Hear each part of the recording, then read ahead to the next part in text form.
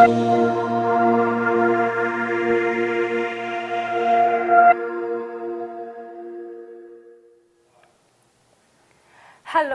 and welcome to Family Life, a Catholic Vision. My name is Lauren Jamada and I will be hosting your show tonight.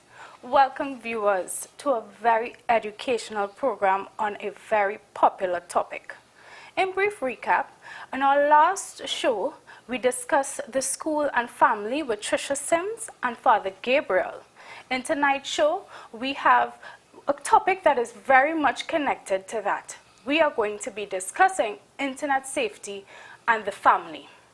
Now, as you would know, the internet provides for us a lot of useful tools. It gives us information, to me, unlimited information. Anything that you want to look for, you're searching for, you could find it on the internet. For example, in my office on a daily basis, I would find the gospel on Google or Bing. Or if I was looking for information on a new diet plan that I wanted to implement, I could search it on Google. Or even something, maybe a new workout plan. It's right there on the internet for me.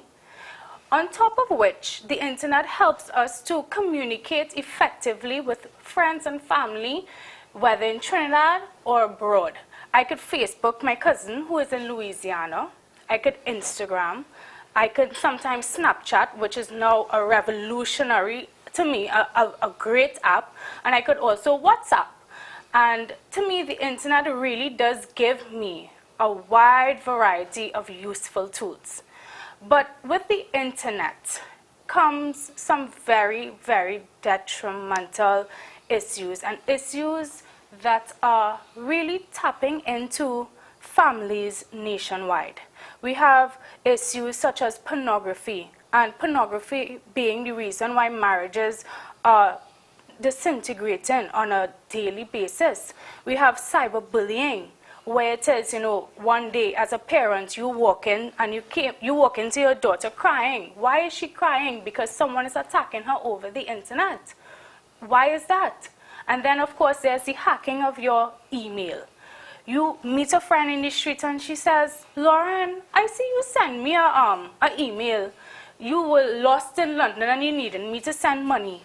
And you're like, but I was never in London. I left the country. When did I leave the country? That is someone hacking into your email, getting all of your personal information. Now, as parents and as individuals, how do we deal with issues like that? Not only with ourselves, but in our families. Now, I am proud to be hosting the show tonight because we are going to teach parents the tips that they need in order to deal with situations that may come across in their families.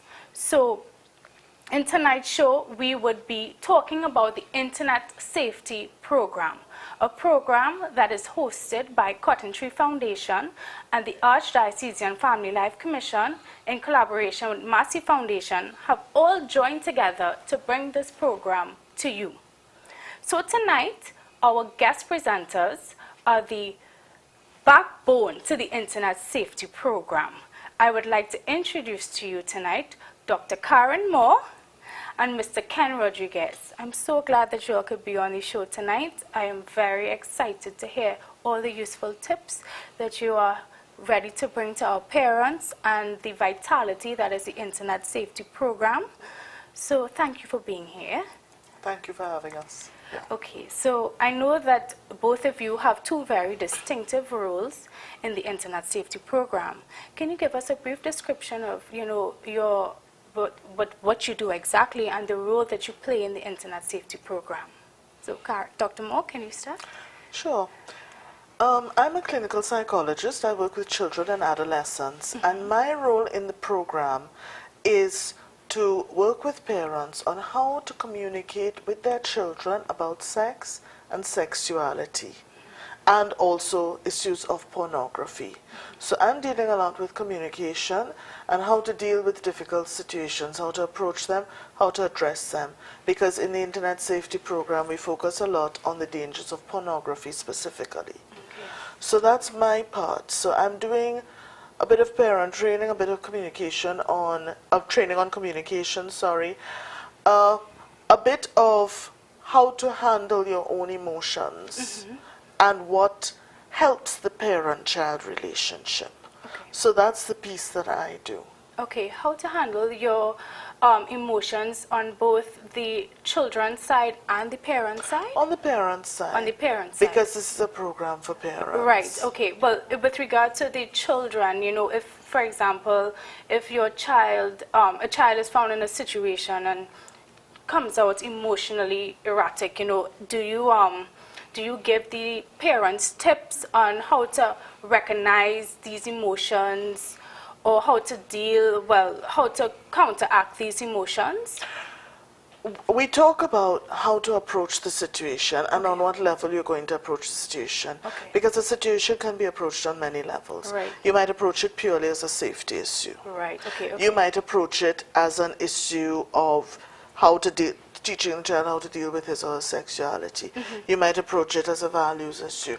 You might approach it as an issue to do with lack of supervision. Right. So right. it can be approached on many different levels. Okay. So we talk about what level to approach it on, how to approach it, the tone to use, how to best achieve what you're looking for with your child. Okay. What do you want to get out of this situation? What do you want your child to get out of the situation? Right. And how do you go about doing that? Right, I think that's the key point, what you want your child to get out of the situation, because I always keep in my mind that children, they are the future and they are what is creating, they are what are creating society. So I'm always focusing on, you know, how best can we sustain children from even when they're born.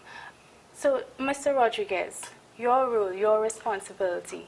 Right. Well, I provide IT support services and consultancy services for a lot of small businesses for like the past 20 years or so. Okay. Within the ISP program, I provide some of the technical know-how, Okay. so to speak, to give parents information as it pertains to how they can monitor, how they can limit Usage? access to some material that may not be appropriate for the children. I also provide information in terms of some of the guidelines for usage of our devices. Right. Right? Right. How we can also provide some level of control over all of our connected devices in the home. Right. All right? So that's basically what I do. I think that's very important, the topic of control, because in every household, now in Trinidad and Tobago, everybody has a smart device, everybody has a tablet, and sometimes, like in my household, I mean, I have a tablet, I have a laptop, I have a phone, right? And then there's a smart TV. So I have all these devices in my home where I can access information, but that is just my home. I think that's in every home.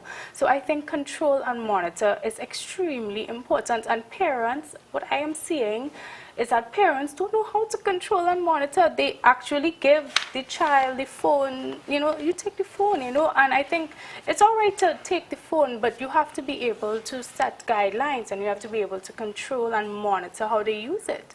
Because children, we need to teach them. We are their parents. We need to teach them how to use these things.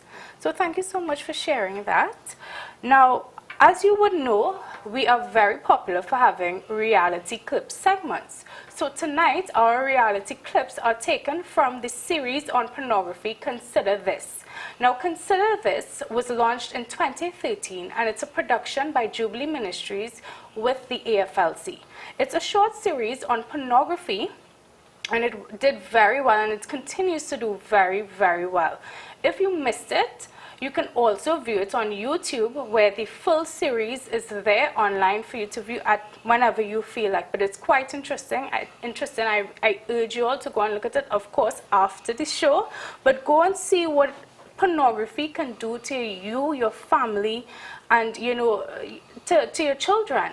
So our clips are taken from the show tonight, so we'll be discussing and delving into the content presented. So let's get into our first clip of the show tonight. The first clip.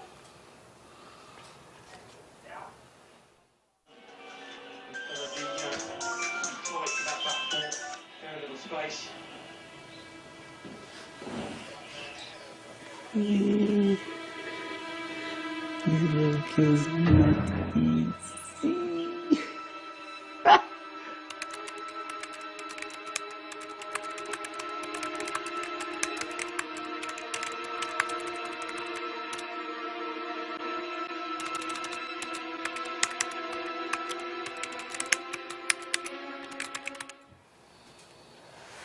Now, you realize here, guys, that the father is watching pornography in his living room, in his house, easily on a very small smartphone. So obviously he is willing to watch pornography on anything, and it's right there on the phone.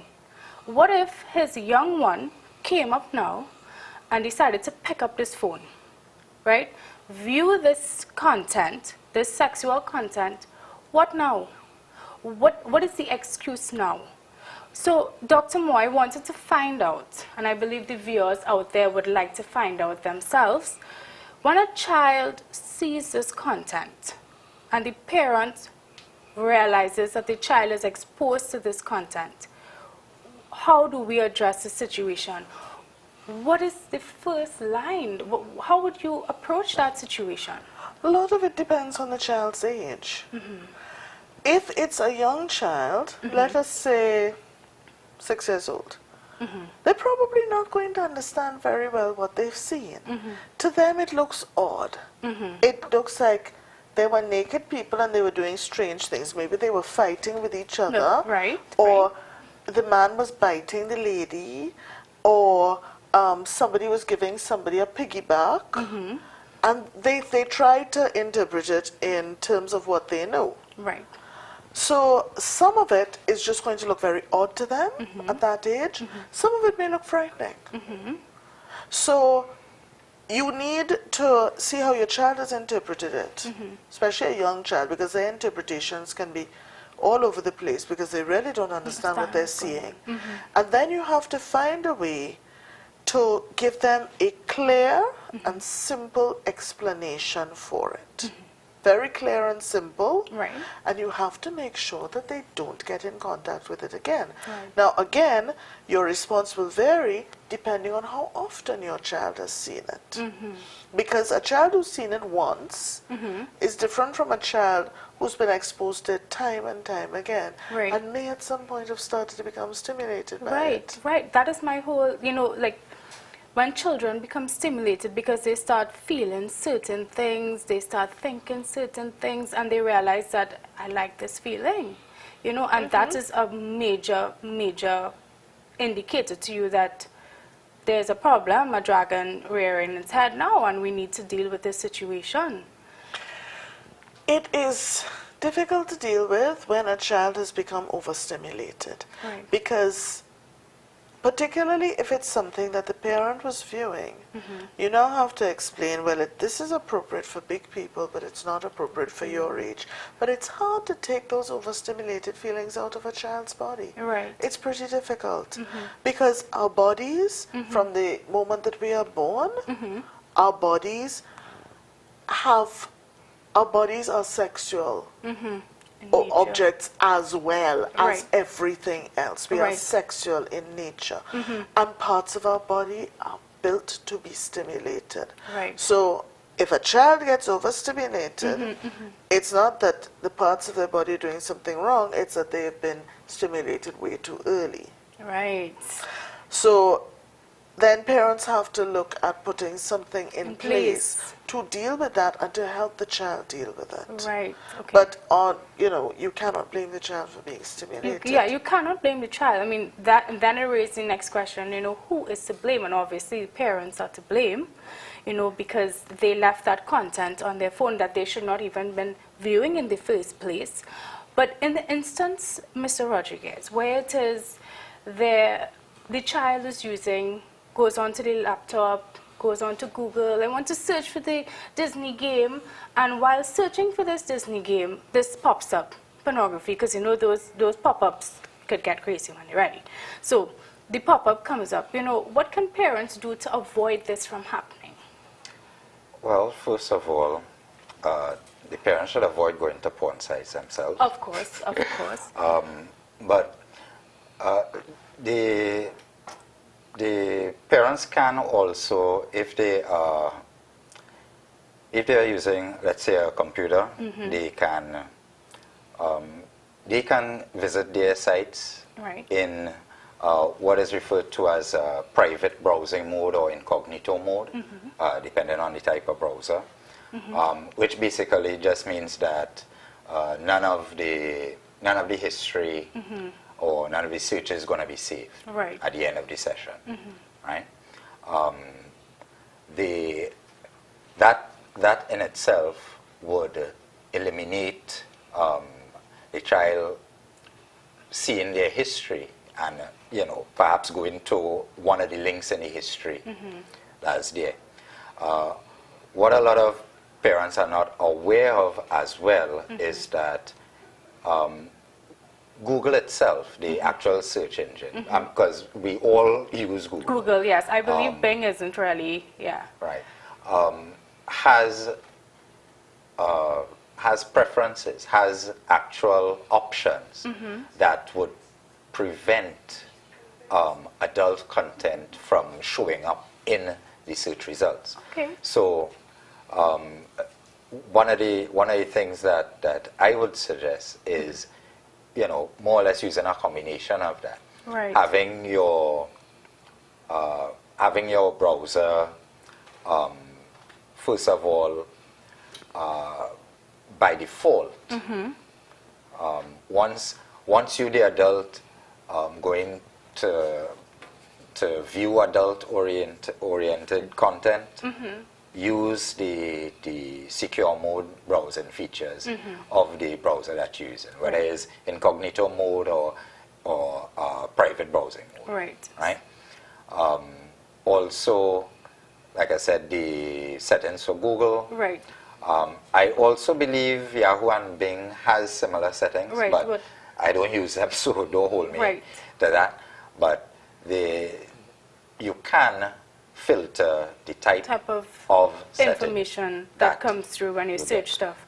Now, apart from just the cell phone or the laptop, a lot of our devices like DVDs, Blu-ray players, smart TVs also have parental control mechanisms built in that a lot of parents don't use. Right.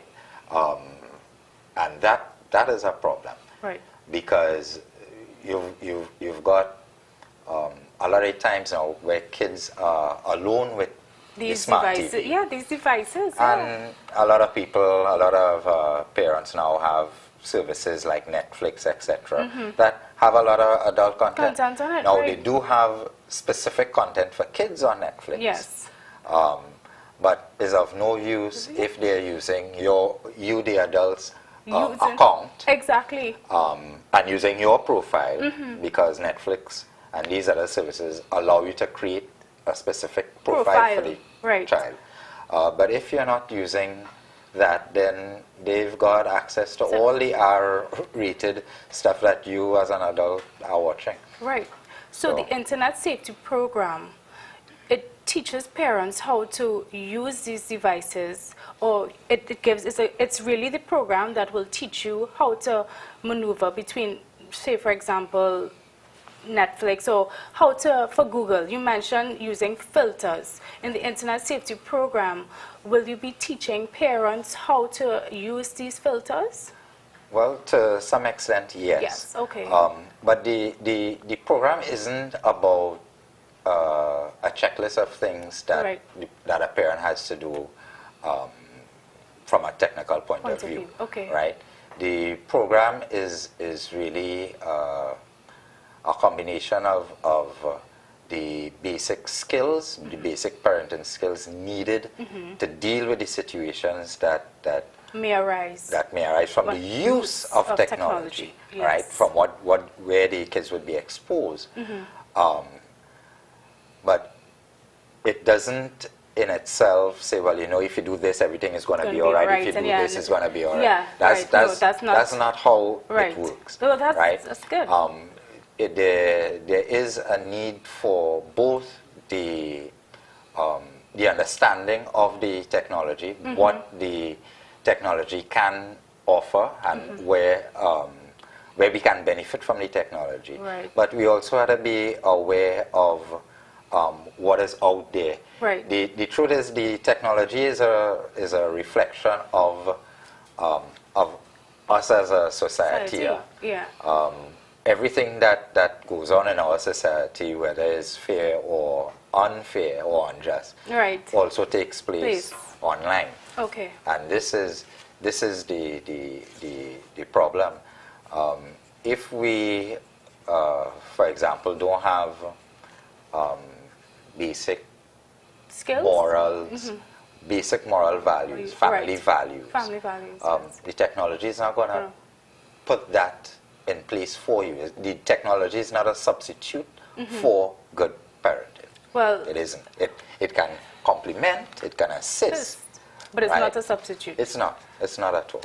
Okay, thank you for sharing that. It is a great reminder to us, and I think all the viewers out there, that technology is not a substitute. So while we get into the next clip,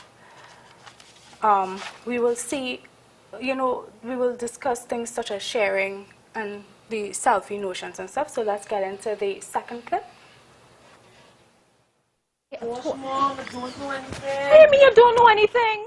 Every day you come up with a story about who do what and what going on in school, and all of a sudden you don't know nothing? Look, don't give me that nonsense, eh? What it is you know that I don't know, you need to tell me. I'll tell you, okay? I'll tell you, but promise me I won't get in trouble. Get in trouble? Why would you get in trouble? Are you responsible for what is going on with No, Gisette? no. Oh, I just saw. So what? What is it?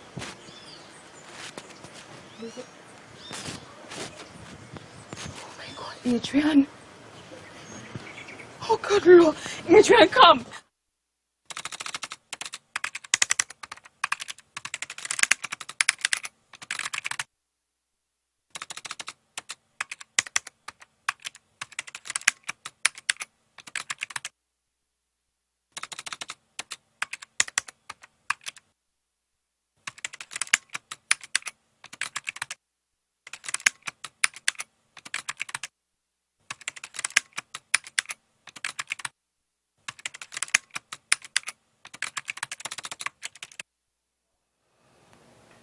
Okay, so in that clip, now this to me is a classic case scenario.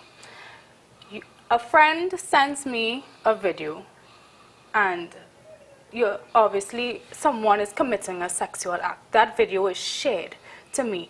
I'm sure it was shared to a million other persons on Facebook, on Instagram, on WhatsApp, and I'm definitely sure that's on Snapchat, right? And this to me, sharing of information on these social networks and on the internet is either the magic or the downfall to me.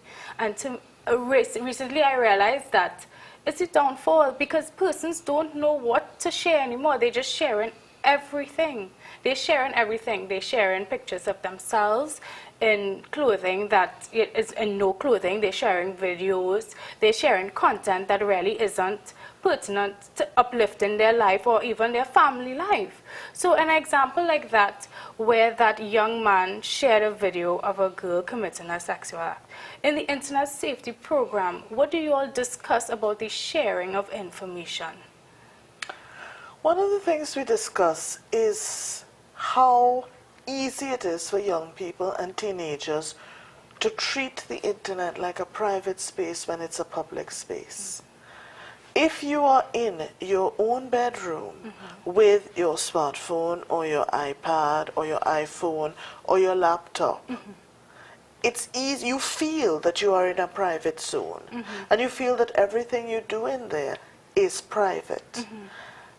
And so people have fallen into the very bad habit of treating their technology transactions as private transactions, when the minute you type in that password to connect, you are in a public zone, and you need to act as though you're standing outside on the street in broad daylight, and everybody on the street can see you. Yep. So that understanding that what is private is now public is something that is really hard for a lot of young people to grasp. And they feel as though there's a way to control it, that, okay, I sent this to my boyfriend or to my girlfriend, and it's going to be controlled because they will never show it to anybody else. And we teach parents to talk to their children about the what ifs. Fine, your boyfriend or your girlfriend, I'm not going to say they're not a safe person, they're the safest person on earth. So they will never ever put that phone down and somebody will pick it up by accident. They'll never lose it. It will never maybe need to go to be fixed. Their little brother or sister or their friend at school will never ever borrow it to use. Wow, that is, yes. Because they haven't, young people often don't think of all those what ifs. They get very offended. How can you say this? My boyfriend would never do that. No, maybe they wouldn't. But maybe their friend who borrows the phone will see it and then send it to his phone, and then his phone to all his other friends, and you know, that's where it starts. And what you're trying to convey to them is, once you've stepped into that arena, nothing is private, and you have no control over who sees it. Yep. Absolutely none. None. You've given up control at that stage. And that's often hard for young people to grasp. And I think a lot of the parents also didn't quite understand how big a jump you take just by doing something as simple as making a post. You know, you tend to think, well, you know, it's among my friends' circle and so on and so forth, and you don't understand it's on the internet, it belongs to the world. Right. So from the behavioral point of view, that's how we would be addressing it. Right. Okay, so this idea of Snapchat. Now recently I'm learning about Snapchat, and my sister, who is 21 years old, 22 I believe this year, she's explaining to me that basically you eliminate the use of words, because you know in WhatsApp you send a video, but you could it's like a chatting app as well. With Snapchat, you take a video of yourself and then you send it to whoever you want to send it to, and it's basically stored in your story. Now the whole idea behind Snapchat, what I've grasped so far, is that it's there for 24 hours. And she's trying to convince me that when I take this video that it will disappear after 24 hours, but I am almost determined that nothing disappears on the internet. It goes somewhere, it's stored somewhere, and Mr. Rodriguez, you know, tell me if I am wrong. Tell me if I am wrong, but I believe that that video is on somebody's storage device somewhere out there in the world where I can't even see him ever in my life. All right. The thing is, we have a false expectation of privacy when it comes to sharing these videos and other content with people. As it relates to Snapchat, of course it's there, but because Snapchat's business model revolves around you believing that it goes after 24 hours. Yes. You know what I mean? But the thing is, there are ways to circumvent or defeat the purpose of Snapchat. Right. Okay, so I send a video that is only supposed to be there for 24 hours, right? Right. And on the 23rd hour, someone sees the video, Right. but they record their screen. Right. An hour after, I'm happy. My video that was very revealing is no longer there. Right. Has gone. But now they've got a full copy of it there, and they now could send it to a service that doesn't delete your video after an hour. You see? Right? So while we think or believe that these services are there protecting our interests. The truth is, they are making money off of our content. We are Feeding. the focus of their business. Yes, right? and we're Our feeding into information is what they make their money off of. The pictures that you submit. If a lot of us even read the privacy policy for Facebook, yeah. if we have the time to read that very long, winded Yes. privacy policy, we would see that basically every single thing that we submit to Facebook is the property of Facebook. And we have agreed to that, whether we have read the privacy policy or not. Because guess what? Guess what? We willingly give up our freedoms and so forth to use the service. Yeah, And this is the problem. We don't pay attention to what exactly are the terms and conditions of the use of that service. Yes. We don't pay attention to who owns this property after, who owns this content after I've submitted it. Nobody pays attention to that. Nobody. Right? So the Privacy. the problem of us sharing is, sharing itself isn't bad. It's The problem is believing that you can share something of a personal or intimate nature, and it will only be received by that person that you intend to share it with. Okay. That is a fallacy. That should not. Okay, if we want to do that in the real world, that person would be in the same physical room with us, right? Right. Right. Now, we're doing it in the virtual world, and that person is halfway across the world. Right. So therein lies the problem, because while I'm here in my physical room, that picture has to get to the other side of the world, right? Right. Has to pass somewhere. Yeah, it has to pass through something somewhere. Right. And yeah. every device connected to the network that's on going the through. path has the ability to access capture it. those packets. Yeah. Right? So this is the reality. The reality is every single packet of information, every bit of information, whether we type it, whether we say it, whether it's a Posted movie, or video, it doesn't make a picture. difference. It's It's all one. It can all be traced back to us. So if we think that we can do anonymous Posting. things, that's not a reality. Right. Right? No matter what you use, eventually they're gonna find you. Okay.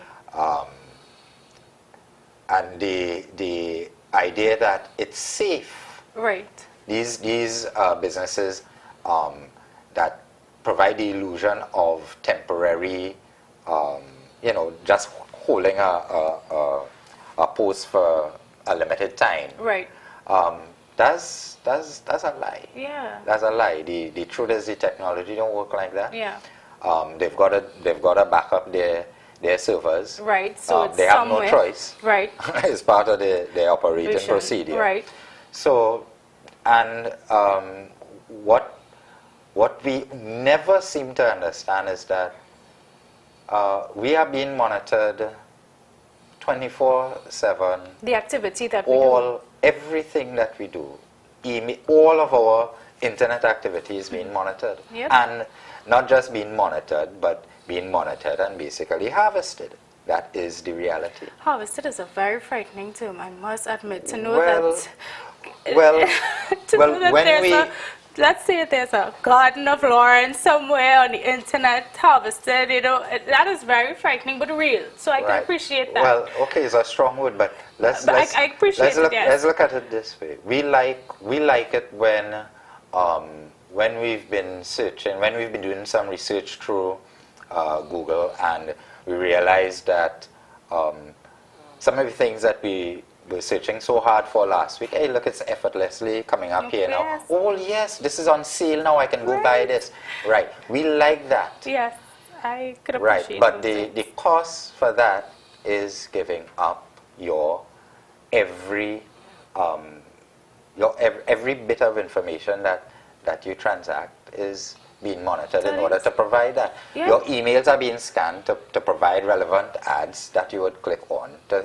When you do a search through Google, all of the entire search history. In fact, if people really want to see what Google knows about you, Google allows you to download your entire search history from the beginning of time, right? And when people download this and see for themselves, because if you've got, okay, if it's a home computer and you've got one machine at home and it's a family machine, that computer's search history is going to be very, very interesting. Yes, I Right? mean, Especially if you've got children of different ages using it. It's going to be very, very interesting indeed. And scary. yes.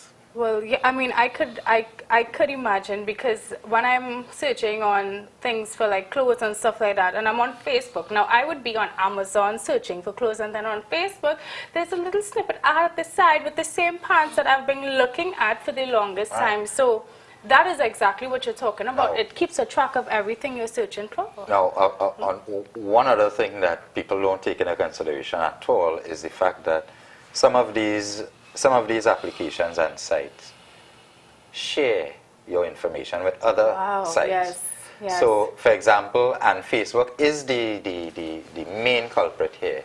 A lot of people play Candy Crush through Facebook. Yeah. They use other sites. They use dating sites through Facebook. Right. They use other communication sites through Right. Facebook. So what this means is that after you have logged into Your accounts. Facebook. Right. and you now have given this other site or other application permission to access all of the information, yes. Now, on Facebook itself, you may say, well, here, limit my, the sharing of my info just to my immediate friends, right? But guess what? You may have not gone to the site that you've just allowed Facebook to access and made the same changes to there. Yes. So that site may say, well, here what? I can publicly display all of your information, even though you have explicitly told Facebook, Not you know what I mean? Yes, yes. Right? So people forget that. You may enter information on one site And not enter it into another. and people may go to another site and have access to that information, even though where they go wasn't the original place where you uploaded that information. There's a lot of cross-sharing. And again, cross-sharing, that's it. and at the end of the day, we, meaning our information and our usage patterns is what the actual product is. Yeah, it really, when you think about it, it really is something, but we need to move on to the third and the fourth clip, and we will do so now, discussing more about the parental side of things. So let's move in. Thank you for sharing that. Let's move into the third and the fourth clip. You have reached a number that is no longer in service.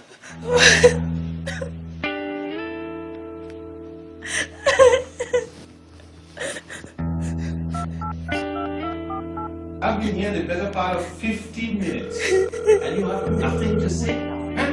Giselle? You have reached a number that is no longer in service. Do you have any idea? I mean, did you consider this incident, how much damage it could do to the school's reputation? Huh? You have reached a number that is no longer in service.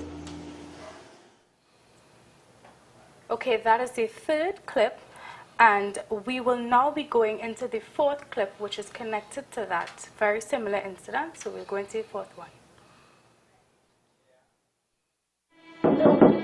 Claudette, hang on a sec. Hang on a sec. Hi, Frank. I didn't realize it's still here. Everything all right? I don't know how to break it to you, but no. Everything's not okay. Claudette, I have to call you back.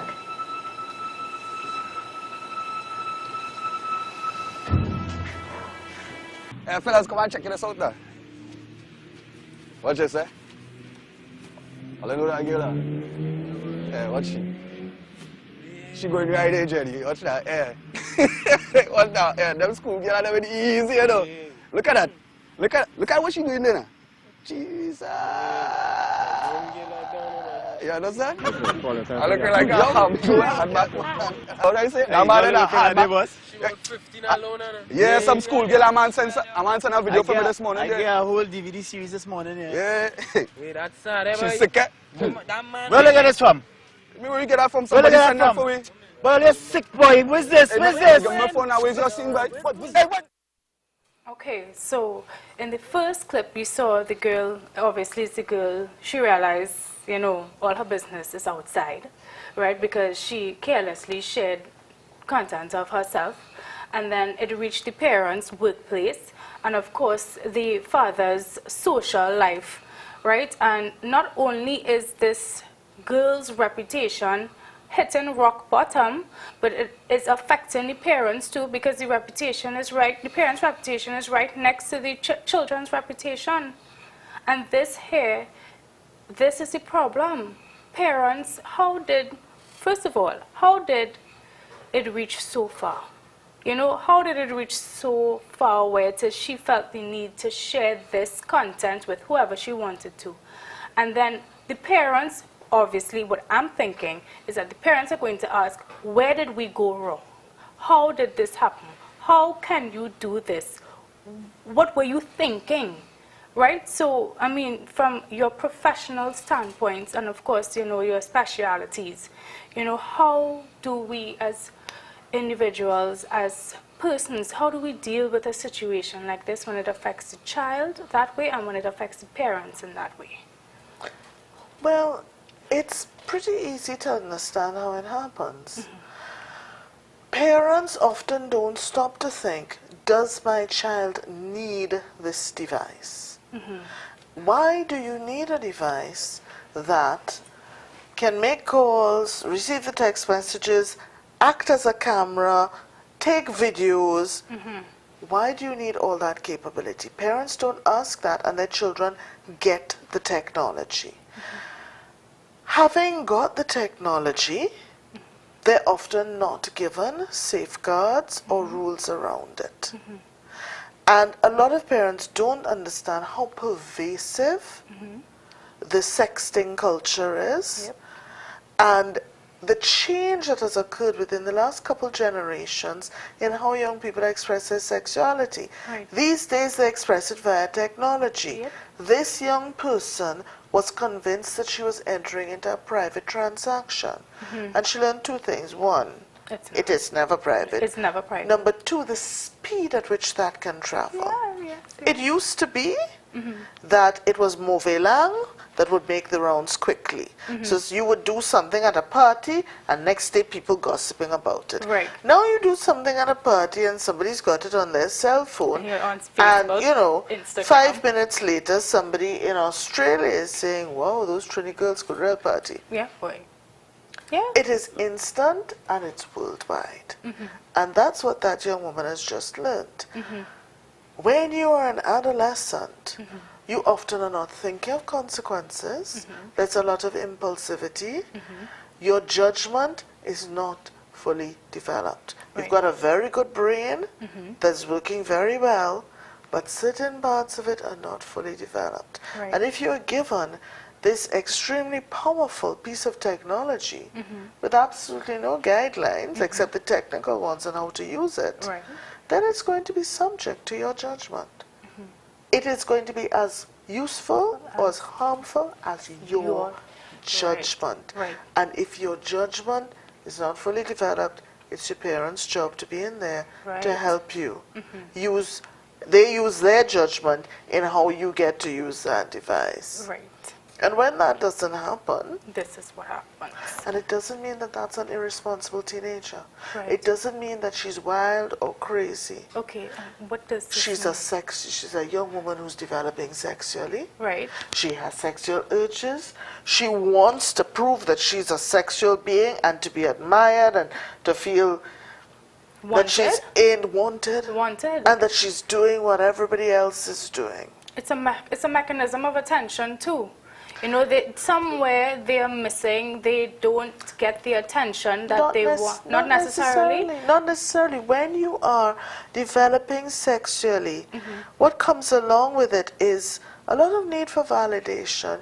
Your body's changing, you are changing, you're in a different stage of development. The things that were simple when you were a child are now no longer simple. You want to decide a lot more yourself.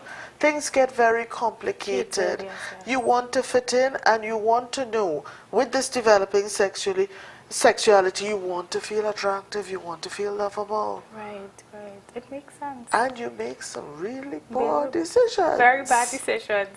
Very bad. Which the technology doesn't allow you to forget. Yeah. Because it stays there. Right. Your poor decision stays online forever.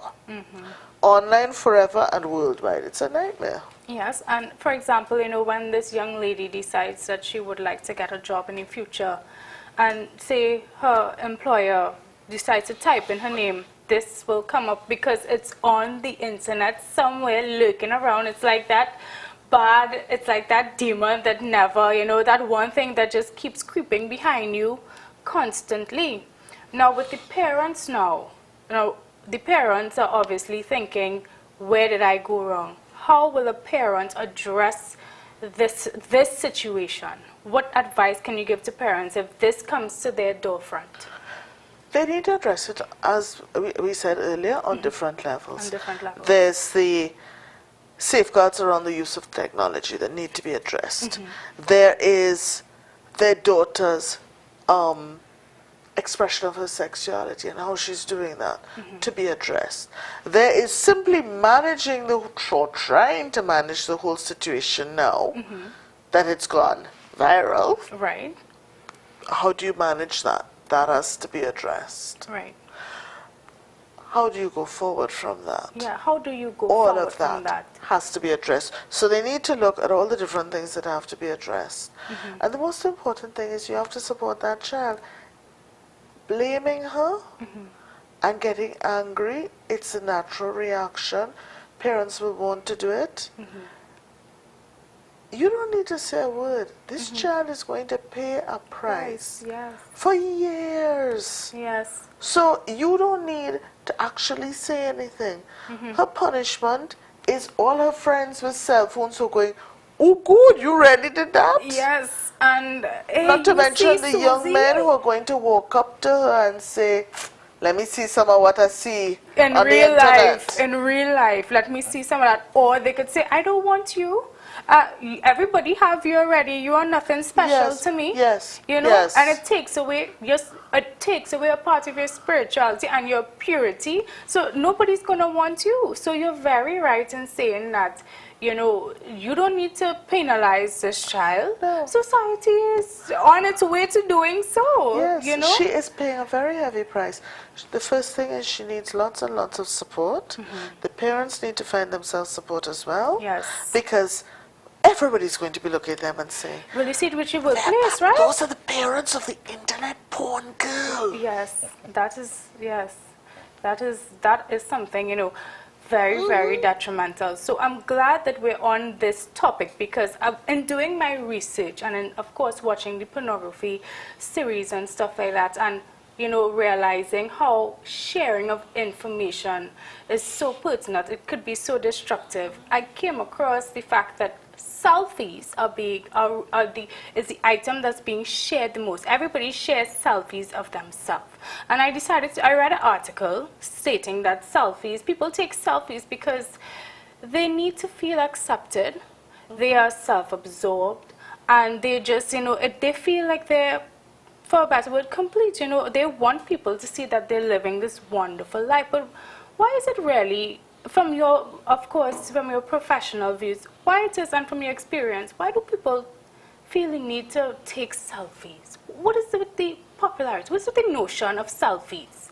Because I really need some clarification. It upsets me quite a lot, I must admit. All right. Prior to the internet, we had cameras.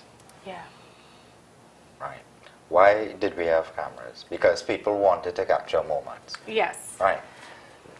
The selfie, right. Same thing. There's nothing different. People want to capture moments. What has changed is that long ago when you had a 35mm camera, you had to go out and buy a roll of film, etc. You got to go pay, have it developed. Right. None of those costs involved anymore, and it's really convenient. I could just click, click, click, click, click, click, click, all the time, no cost to me. Right. Right? So convenience along with better technology equals plenty selfies. Right. It Right? makes sense. I don't think it's because we're really self-absorbed. I think it's because we have toys and we could play with them. Right. Right? But one of the things I wanted to mention concerning the last little two clip clips. Right. is this. Nobody realized that the same parent who was sitting enjoying the porn, of course. wanted to, to literally chop these guys' head off, right? And that is because, the circle of life, things, what goes around comes around, but also because of something that we don't, it's an unfortunate techie term, but I've got to use it here, and that is our digital footprint. Right. Right? We forget that we leave a shadow, a trail, a breadcrumb of all of our journeys online, right? And all of our communication, whether it be via email, whether it be by WhatsApp, whether it be by chat, message, it doesn't matter, right? All form part of our digital footprint. So what is going to happen is that, like, for example, that young lady, she has to really, really do a lot of work now to offset some of the trouble that she has allowed herself to get into. Right. Because, 10, 15 years down the road when she's going for a job and somebody's doing a little background check on her, they're going to see, this is what she did at this age, right? The thing is, though, I think we put a little too much pressure on youths because of the technology. And why I'm saying this is because a lot of the stuff that parents get angry with kids for today existed long before the technology, right? The thing is, the technology makes it easier. Right. Right? There was a time when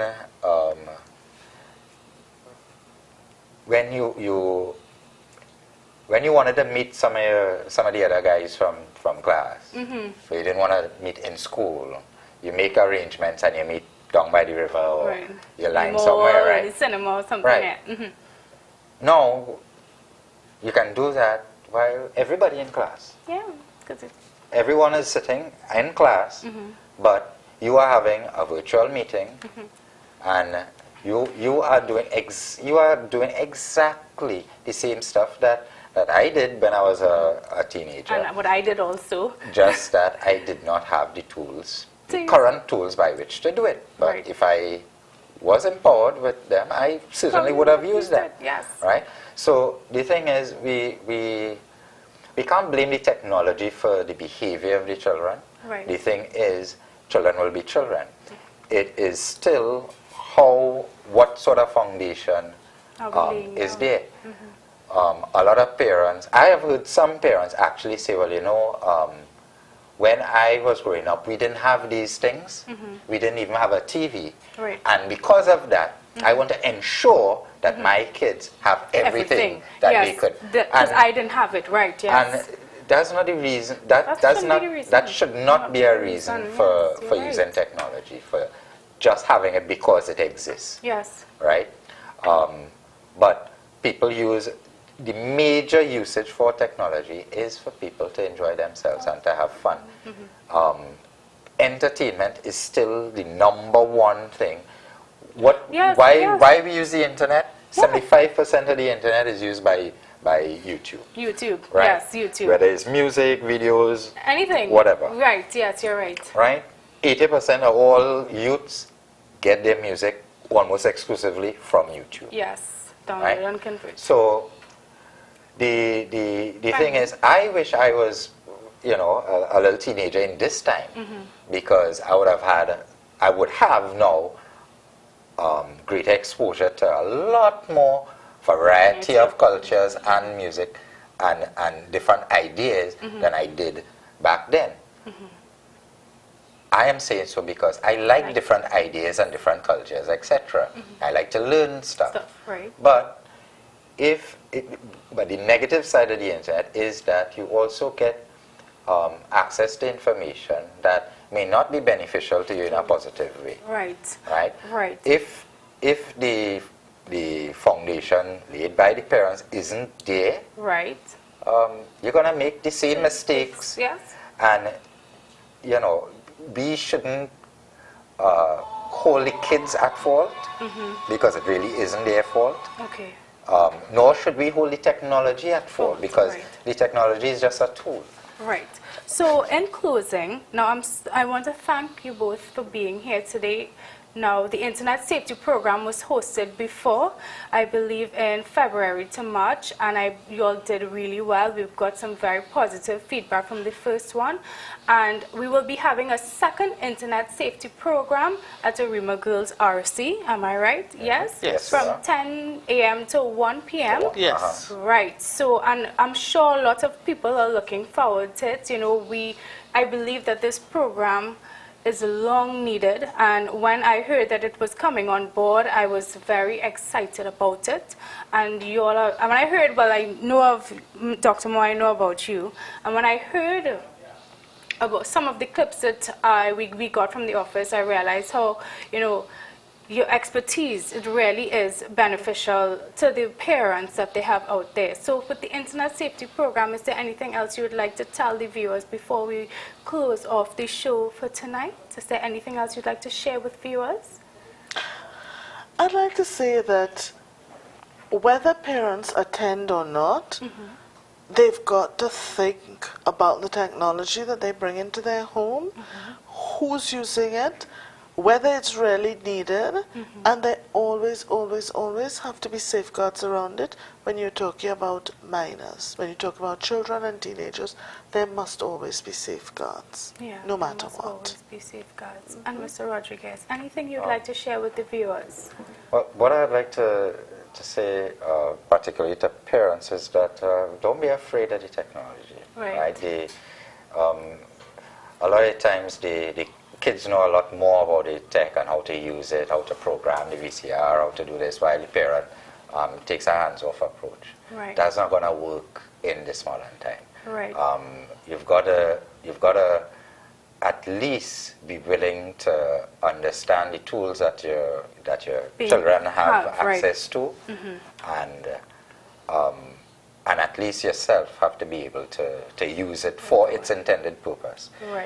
Once parents overcome that initial fear of the technology, then what I am looking forward to is more feedback and more discussions between parents themselves in terms of solutions to the issues that they find. The technology is not going to provide the answers at all. Well, I'm it's sorry. community. Well, I'm sorry to cut you, Mr. Rodriguez, but we're coming down to the last few moments of our show, and I just want to thank you both for being here tonight. I know that there are parents out there that are looking forward to being a part of the program. I want to urge parents, those who are interested in attending the Internet Safety Program, to please call the Family Life Commission at 672-4280 or 299-1047 to register for the program. Please do enjoy the rest of your night, and don't forget, help is here. The Family Life Commission is here to serve you. We're ready for you to get on board. Enjoy the rest of your night. Thank you.